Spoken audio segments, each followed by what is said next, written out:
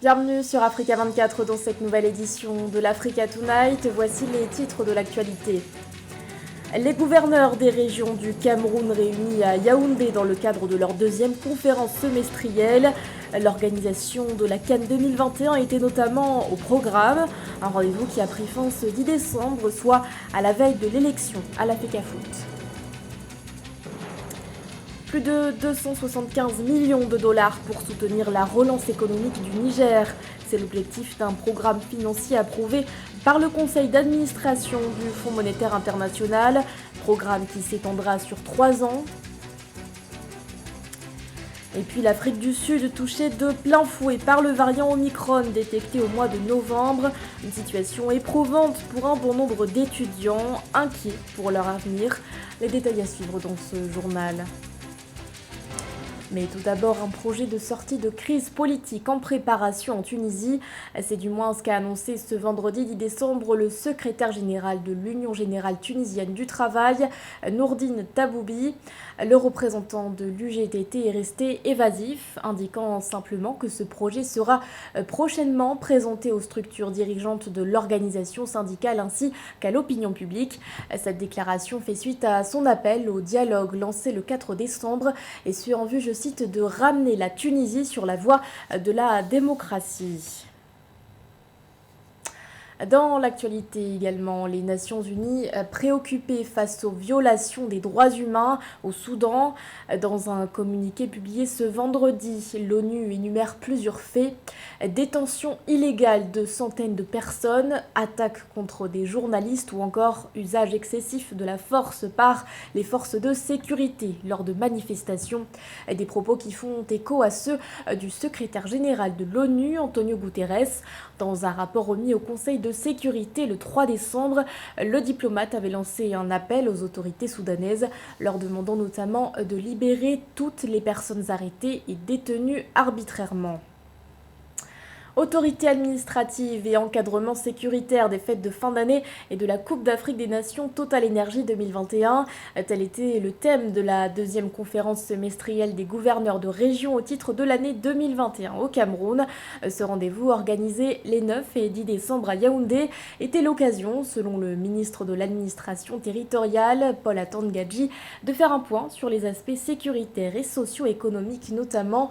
Reportage de notre correspondant Roberto Bogbe. Une Coupe d'Afrique des Nations sans incident, tout comme les fêtes de fin d'année, souvent sujet à beaucoup de débordements. C'est l'objectif que vise cette conférence semestrielle des gouverneurs des régions. À quelques jours de la grand-messe du football continental, le ministre de l'administration territoriale veut accorder toutes les stratégies. En ce qui concerne la situation sécuritaire du Cameroun, je crois que globalement, la situation sécuritaire est sous contrôle. Nous avons encore quelques défis sécuritaires dans le nord-ouest, le sud-ouest, l'extrême nord-est, mais globalement, les choses sont sous contrôle. Le défi majeur au cours de cette conférence semestrielle des gouverneurs de région, c'est l'examination des voies et moyens devant permettre à ces autorités administratives d'affiner les stratégies déjà adoptées afin d'apporter satisfaction dans leur mise en œuvre. À travers le pays, le double enjeu Coupe d'Afrique des Nations fête de fin d'année nécessite une forte implication. Les gouverneurs vont encadrer la CAN. Nous avons dit, tout un chacun de nous, nous devons tous être les ambassadeurs.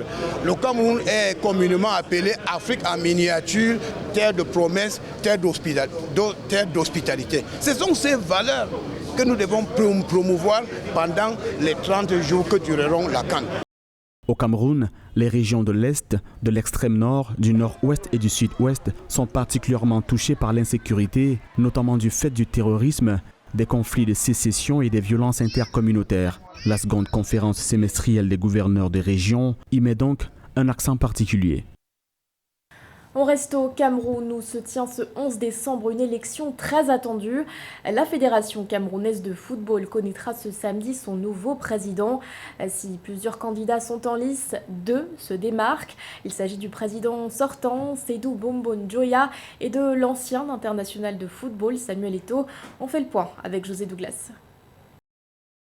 L'ancien international Emmanuel Maboueng Kesak a tenté un dernier baroud d'honneur pour demander à la Chambre de conciliation de l'arbitrage du CNOSC de rejeter la candidature de Seydou Bombodjoya. L'instance a tranché en faveur de l'ancien joueur et a déclaré l'annulation de la candidature de Seydou Bombodjoya, mais c'est, semble-t-il, un coup d'épée dans l'eau, car à la FECAFOOT, on semble dire que cette décision n'aura aucune conséquence sur le déroulement de l'élection de ce samedi 11 décembre. Mais quelle est la température à Yaoundé avant ce moment que tout le monde attend? À quelques heures au Cameroun, avant l'élection de la présidence de la FECAFOOT, l'ambiance est tout simplement féerique. Veillée d'armes, comme on dit souvent, avant ce scrutin.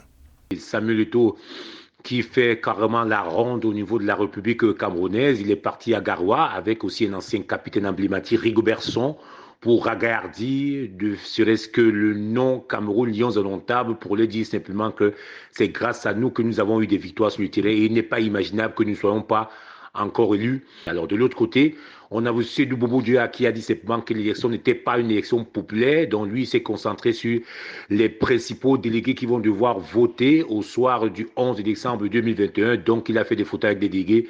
Voilà effectivement comment se portent ces deux candidats. Les Camerounais, les supporters des Lions indomptables attendent beaucoup de ces élections.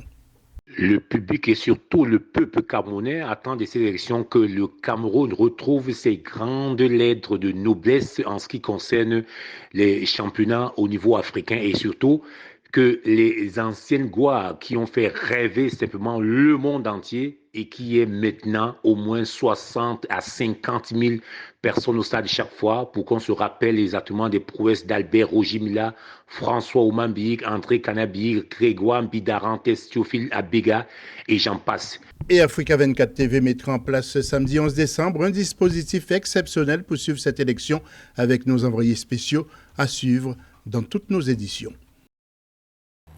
275,8 millions de dollars, c'est la somme que compte débourser le Fonds monétaire international en faveur du Niger.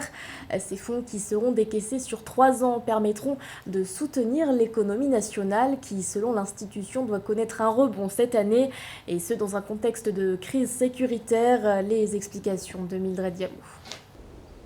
Le Fonds monétaire international a approuvé un programme triennal visant à soutenir le Niger, assorti d'une facilité de crédit de 275,8 millions de dollars. Sur cette enveloppe globale, 55,2 millions de dollars ont été décaissés immédiatement le 8 décembre 2021. Ce financement devrait accompagner le relèvement économique du Niger face à l'insécurité grandissante et le changement climatique.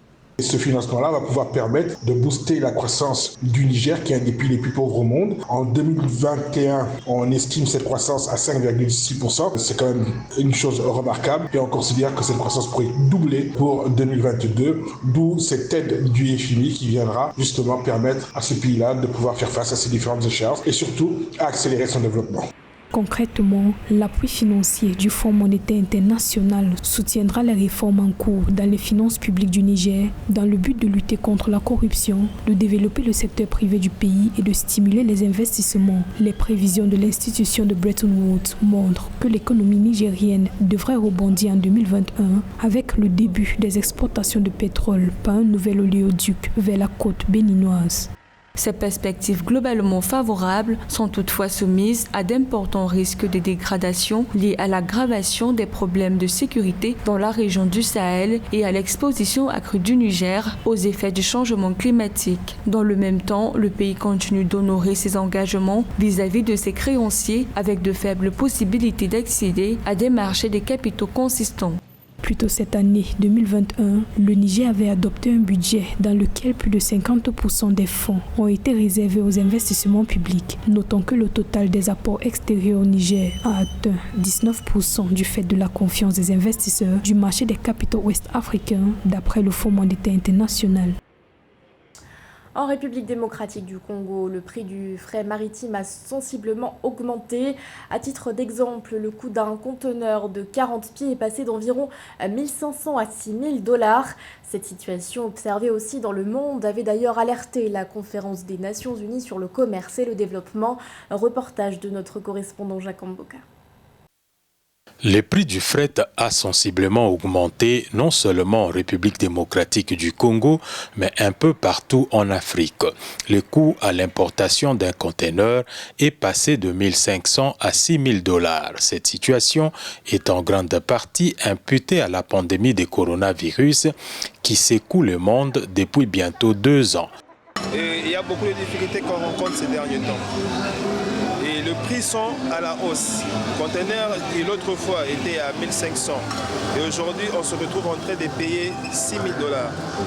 Donc on est buté à de nombreuses difficultés. Alors c'est par rapport à ça et compte tenu aussi de la crise qui est sanitaire et ça complique encore l'histoire en Afrique. Cette situation qui influe très logiquement sur les prix des marchandises importées préoccupe non seulement les importateurs, mais aussi les chargeurs. Considérés comme un mode sécurisé d'importation, bon nombre d'importateurs font recours au fret par conteneur pour l'importation de leurs marchandises dans les véhicules. C'est-à-dire que nous avons besoin d'un appui du gouvernement pour que nous puissions y parvenir, parce que l'OGFREM, seul le conseil des chargeurs seuls, ils apportent des réflexions, des propositions de solutions. Mais en fin de compte, c'est le gouvernement qui doit donner l'impulsion, encadrer les actions pour que les résultats soient palpables sur le terrain. Notons que l'augmentation du prix des fret a par ailleurs fait l'objet de discussions entre les chargeurs africains lors de la réunion du comité directeur de l'Union des conseils des chargeurs africains le 1er et le 2 décembre à Kinshasa. Cette organisation panafricaine souhaite voir les prix des fret à la baisse afin de faciliter les importateurs qui se plaignent de plus en plus. Dans l'actualité également, l'inquiétude des acteurs issus du secteur touristique au Maroc, une préoccupation grandissante après l'annonce relative au maintien de la fermeture des frontières. La Direction générale de l'aviation civile a effectivement annoncé ce 9 décembre que cette mesure serait en vigueur jusqu'au 31 décembre minimum. Une décision qui pourrait raviver les tensions. Avant cette annonce, des manifestations étaient organisées devant le ministère du Tourisme et du Transport. Des mobilisations initiées par la Fédération nationale du transport touristique qui avait dénoncé, je cite, l'incapacité du gouvernement à prendre des mesures pour sortir le secteur du transport touristique de la crise. En Afrique du Sud, les étudiants sont en souffrance depuis l'avènement du coronavirus, souffrance qui s'est accentuée avec l'apparition du variant Omicron, avec la fermeture des établissements et les retards accumulés sur le programme. Certains craignent de devoir redoubler. Les détails avec Nizar El Omrani. C'est une obsession lancinante qui s'installe durablement dans le quotidien des étudiants sud-africains. Avec l'apparition du variant Omicron dans leur pays, le spectre d'une vie scolaire heurtée pèse lourdement sur leur mental. Ils craignent de replonger dans l'inconnu, une énième fois, mettant à mal leur projet d'avenir. Pour ne rien arranger, les nouvelles contaminations dues au nouveau variant connaissent une montée en flèche. Elles ont bondi de 2300 à 16 000 en l'espace d'une semaine. Les fermetures en série des établissements scolaires depuis la première vague du Covid et le régime de scolarité en distanciel ont profondément marqué les étudiants des universités. Nkebo Chizal, étudiant en gestion à l'université de technologie de Tachuan à Pretoria, évoque un goût amer de déjà vécu. La situation est lamentable. J'ai un grand mal à suivre les cours en ligne. On avait déjà accusé énormément de retard lors des précédentes vagues et avec l'augmentation des cas du nouveau variant, je crains de revivre les mêmes difficultés. Même sentiment chez son collègue Tato Lezolo, qui présage une année mouvementée alors que les examens approchent à grands pas. Il redoute de devoir passer des années de plus pour pouvoir décrocher son diplôme. Notre calendrier académique se verra encore une fois chamboulé. Certains cours ont déjà été reportés pour cette année. Si nous devrions faire la même chose, cela ne nous permettra pas d'obtenir notre diplôme à temps. En Afrique du Sud, les populations jeunes sont particulièrement rétives à l'égard de la vaccination. Un autre défi pour les autorités, qui doivent redoubler de pédagogie afin d'éviter aux étudiants des mesures sanitaires plus contraignantes. Pas moins de 10 000 élèves ont dû abandonner l'école en raison des vagues successives de Covid-19, selon des chiffres du Department of Basic Education. Le président Ramaphosa a appelé les Sud-Africains à se faire vacciner, assurant que les hôpitaux du pays s'organisent pour préparer la riposte. Et à l'heure où le variant Omicron gagne de plus en plus de terrain en Afrique, le président des Centres africains de contrôle et de prévention des maladies a lancé une mise en garde face à la défiance qui règne à l'égard des vaccins anti-Covid. John Nkengasong s'est montré ferme en affirmant, je cite, que si les gens ne choisissent pas les vaccins, les gouvernements n'auront d'autre choix que d'imposer des mandats de vaccination. Ce journal a été réalisé par l'ensemble de la rédaction. Merci de votre fidélité. L'actualité continue sur Africa 24.